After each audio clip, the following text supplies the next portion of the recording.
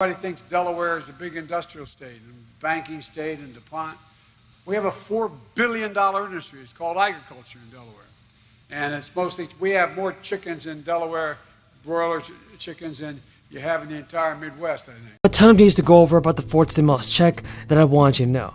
Stay tuned and continue watching this video because you don't want to miss it. So as I said in my previous videos, big developments are being made in Congress on the fourth round of stimulus. An agreement has been reached on many parts of the bill, and lawmakers have confirmed that billions of dollars in stimulus relief money have been made available.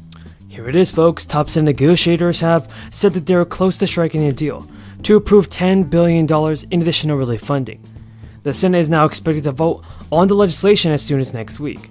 The renewed effort to pass additional funding to address the crisis comes after negotiators were forced to strip $15.6 billion in stimulus aid from a government spending package earlier in March.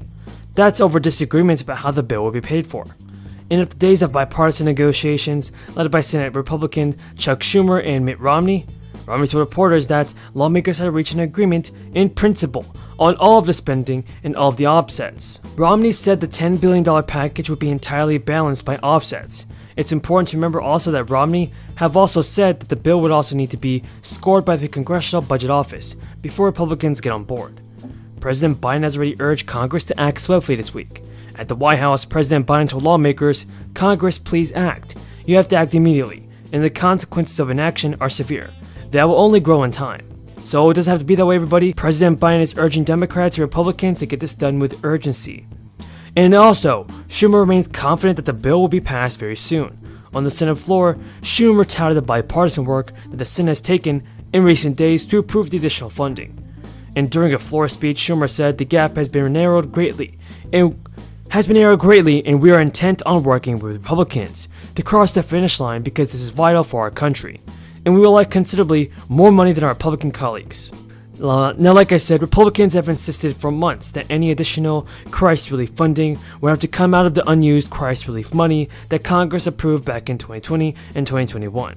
The $10 billion top line number is significantly less than the more than $22 billion the Biden administration has initially requested. Now, many people are also said to receive part of the $87.3 million set aside for rental assistance. But all kidding aside, it is a big industry in Delaware. And my state, everybody thinks is an industrial state. It's a very rural state.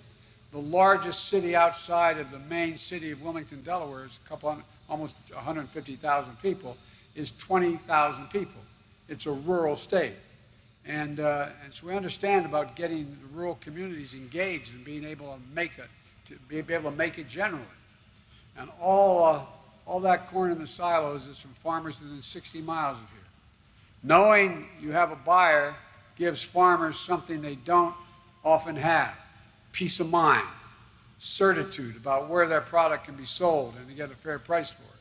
Second, it creates good-paying jobs. It's estimated there are over 400,000 jobs directly and indirectly supported by this industry nationwide. There's a lot of people. That's a lot. And a lot of paychecks, and good, decent paychecks. Third, it reduces our reliance on foreign oil. By adding this fuel to our gasoline, 10% or 15%, even more, stretches the supply. And fourth, it gives you a choice at the pump. When you have a choice, you have competition. When you have competition, you have better prices. In addition to all that, you get less harm to the environment, lower greenhouse gas emissions, and you get even byproducts like grain here, which goes into animal feed and which helps cattle producers and lowers their cost. This is an industry with a tremendous future. I've set a goal of zero carbon for aviation sector, for example, by